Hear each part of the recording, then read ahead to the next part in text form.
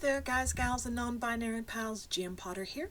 Welcome to my channel where I talk about books and bookish things. I upload on Tuesdays and Thursdays at noon Central Time with some extra videos thrown in here and there like I have for the month of December. I am an independent author, an avid reader, and a cat mom of 3. And today I want to talk about 5 books that changed my life, or at least changed my perspective of thinking.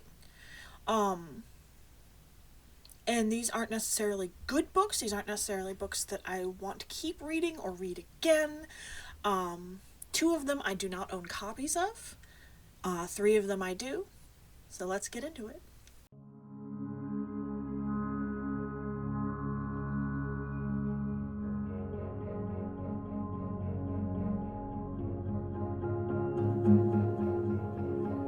Alright, coming in at number 5, we have the book Ishmael by Daniel Quinn. I read this one in 2006 when I was 17. You do the math as to how old I am now.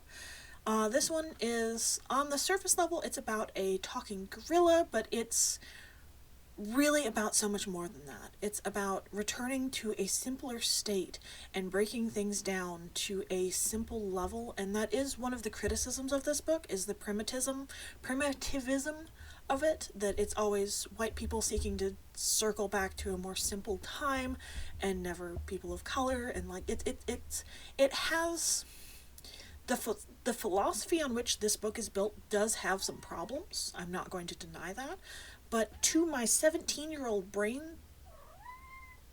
hi kitty, this book was life-changing.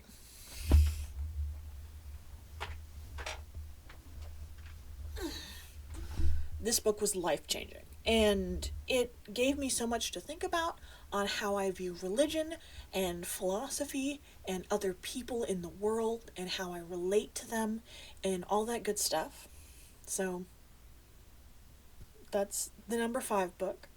The number 4 book, I saw the movie when I was a teenager. I didn't even know it was a comic book movie until I saw this book in the public library. Hi kitty. No, you can't be on my camera or on my microphone. Yes, you're very cute. You're so cute. Get down. I saw it in a comic book shop. This is my second copy of the book because I accidentally got rid of my first copy when I was purging and before a big move, and that is Ghost World by Daniel Klaus. This one, I'll probably get all sorts of hate and ridicule for saying this is a book that changed my life.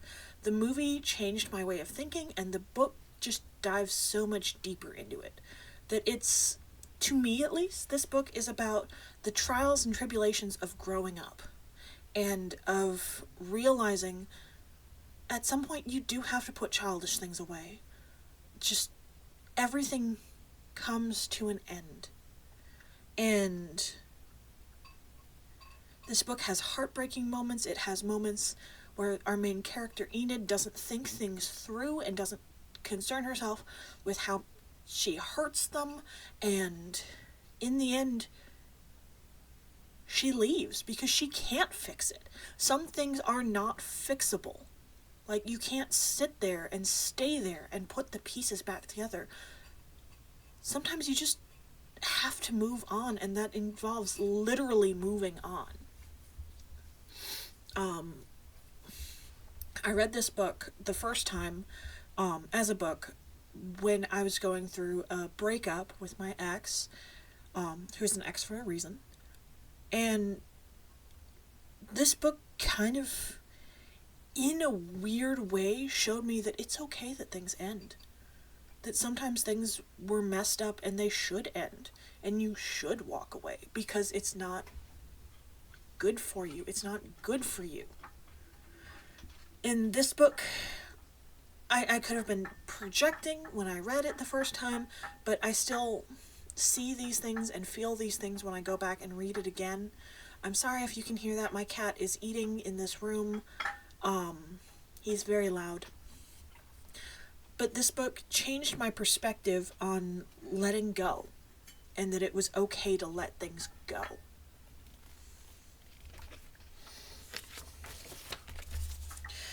Number 3 is The Perks of Being a Wallflower which I read when I was about 24. It had come out years and years before that, by Stephen Chbosky. And I remember when I finished reading it, I said to my partner, I wish I had read this book when it came out because I would have started therapy earlier. That to me it was about learning to love myself in spite of the horrible things that have happened in my past, and learning to be okay with who I am.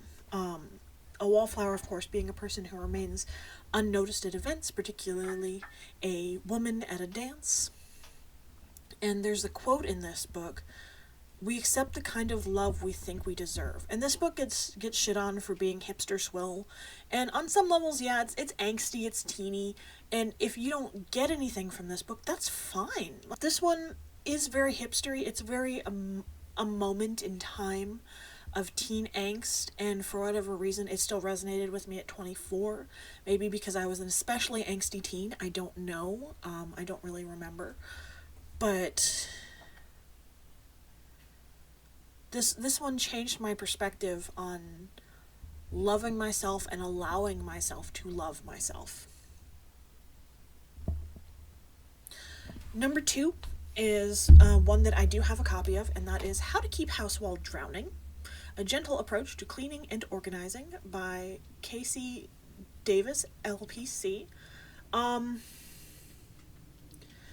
This one and The Life-Changing Magic of Tidying Up are the only 2 books on cleaning and organizing I have. Life-Changing Magic of Tidying Up, I like my trophy copy of it. It's just a trophy copy. This one I go back and I reread because this one hammers home the idea that it's okay if all you did today was breathe.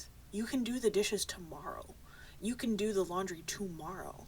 And she has these steps in here on how to clean house that you go through. You pick your room that you're going to clean. Go through with the trash bag. All the trash. Don't take the trash out necessarily. Just put it by the door. Next time you go out, you'll take the trash with you. But just pick it up. Just pick it up. That's all you have to do.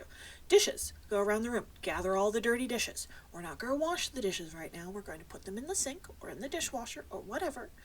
And we'll get to them when we get to them. But look around the room. Doesn't it look better? Aren't you already less overwhelmed? Go around the room with a laundry basket. All the dirty laundry. All the dirty laundry. Put it in the room. Alright, then we only have 2 categories left. Things that have a home and are not in their home, and things that do not have a home and need one. And then you're done. Is it spick and span? Is it clinically clean? No. You're depressed, you have bipolar, you're sick, you're physically ill, you're mentally ill, you're what have you. And that's okay. That's okay. Do what you can and find your little cheat codes and life hacks that make it easier for you to live in an environment that is safe for you to live in. And this book I return to every now and again and reread it. I think I've reread it 3 times since I first read it at 35. As of posting this, I'll be 37, but as of filming this, I'm still 36. And this one is important to me.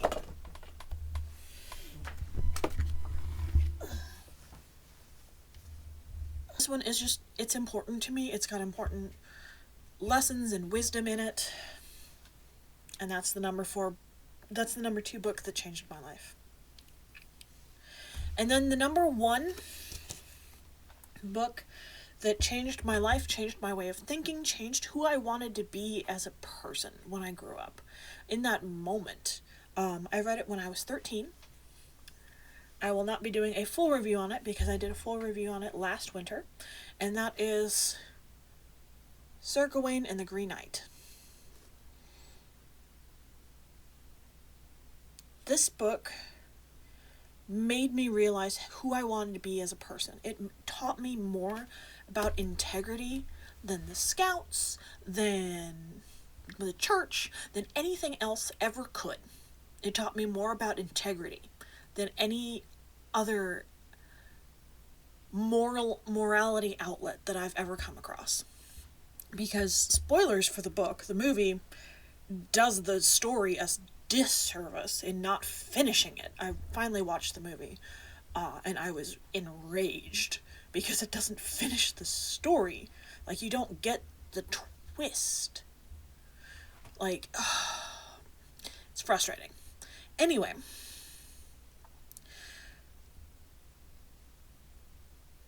the Green Knight knows that Gawain, I'm trying to pronounce it correctly. I think it's actually Gawain. But I've always said Gawain, because that's how it's spelled. But I'm pretty sure it's Gawain. Has been dishonest. And he doesn't punish him. And Gawain has to live every day for the rest of his life knowing that he was dishonest. Knowing that he could have been a person with integrity, and he chose not to. And Sir Gawain spends the rest of his life trying to make up for it, but he never can, because he slipped up. He was human, too human, and in the face of darkness, he slipped.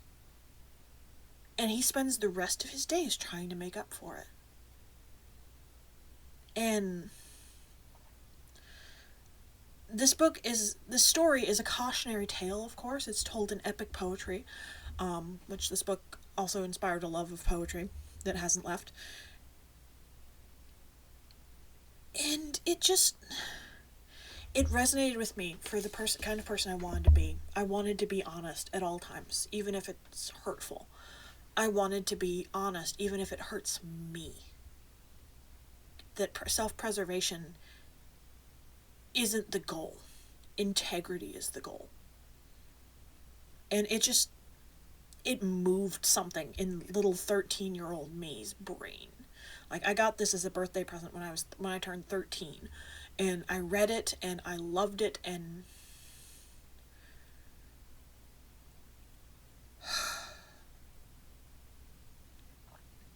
it just shaped me in ways that I'm probably not even fully aware of.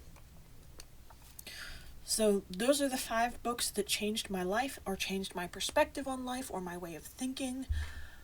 What are some books that did that for you? I would love to know what books shaped you, what books changed you, what books made you who you are today. I'd love to know which books those are. Let me know in the comments down below. Don't forget to like, share, and subscribe, and I'll see you in the next one. Bye.